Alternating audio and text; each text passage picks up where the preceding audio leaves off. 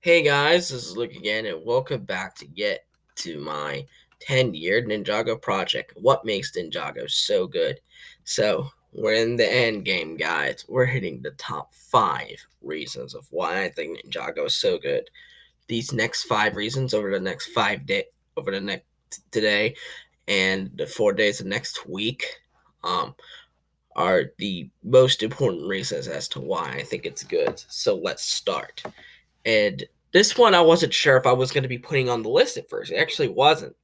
But someone suggested it to me, and I always have to thank him for that.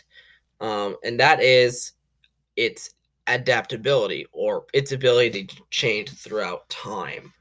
Basically, if you guys know that every show has to reinvent itself, it has to find some way to stay new without it being quite old. And that's just something that all shows are just going to have to do. And Ninjago is absolutely no exception to this. At first, with its first 2 seasons, it was good, but then it ended, and then it came back and with rebooted, and then it had a kind of a new style with rebooted, where it would focus more on the technology aspect, and Spinjitzu wasn't a huge part of the show anymore. So in a sense, the whole Ninjago title should have been dropped from right there and not in 2019.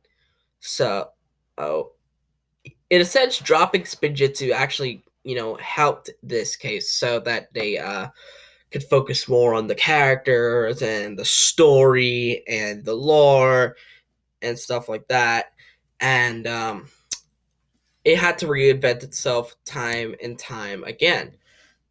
Because a lot of people say, even though I don't like this season 6 was interesting because it took more risks and um, it allowed the season to do more damage, and that's why a lot of people like it, which I can understand. And then we come to the biggest change, in my opinion, this show has ever done, which is the change of designs to better suit the movie. Now, in case you've been living under a rock, basically the Lego Ninjago movie happened and they looked completely different. They looked nothing like their show counterparts. And they didn't even act like them. So eventually, when the season 8 was the first trailer for season 8 was leaked online, a lot of fans were pretty outraged because the designs were changed to better suit the movie. And since a lot of people did not like the movie, they got a lot of hate for it. And it was but over time people learned to accept the new designs, and some people even actually prefer the new designs than the older ones, which is good. There is still the occasional one that just doesn't like them, but most people have since moved on. And another change came in 2019 where the Masters of Spinjitzu era ended, and then we had Ninjago, where it had to adjust to a new format, basically. Instead of telling 22-minute episodes, it told 11. And at first, it was a massive failure, as it seemed to go pretty much nowhere, and they were just adding episodes that didn't need to be added.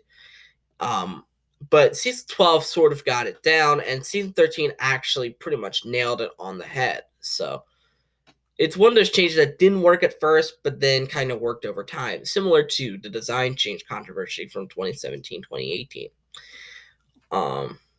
And with that change came, a new storytelling style, which, is widely panned by most fans, including myself, and that is to introduce 2D animation, or anime, as a lot of fans prefer, even though it's technically 2D. Um, a lot of fans really do not like the decision, since the show is about Lego and that you should only focus on Lego. Others defend Tommy and said that it's just a new idea that he's creating with. which I could see for both ends. Yeah, it's a Lego show. I don't think you're supposed to introduce anime or 2D animation in a Lego show. But if it's an idea that Tommy wanted to do, he wants to do it.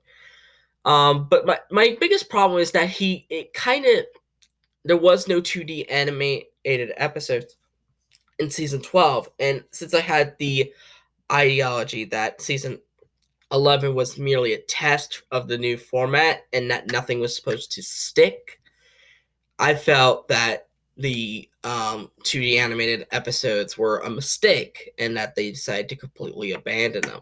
But no, in season 13, we had Dungeon Party, which was basically the lowly tell how they hit rock bottom. And guess what? It was told in the 2D animation, which, got a lot of hate for it, but then it quickly subsided. So Ninjago has gone through a bunch of changes, whether it be changing the entire format of the show, changing its storytelling style, less focus on spin jitsu and more focus on the characters, or just changing how the characters look entirely. Whatever you think about these changes is up to you, but these changes are definite proof of why Ninjago has lasted so long and that it constantly reinvents itself, even despite backlash against it. So, what do you guys think about Ninjago's ability to adapt to a change? Let me know in the comments down below. So, I'm coming back on Monday the 11th, for more. So, and hopefully Sunday, I'll upload something special from, uh, because a friend of mine is doing something special, and I think it deserves to be uploaded onto this channel as well. But you'll see what it is tomorrow, and I'll come back with the remaining 4 reasons of why I think Ninjago is so good on Monday. So I hope you guys like this video. Give it a thumbs up, subscribe to the channel by clicking on that red subscribe button, and click on the notification bell to see every video that I will upload. And I'll see you folks in the next video. Bye bye.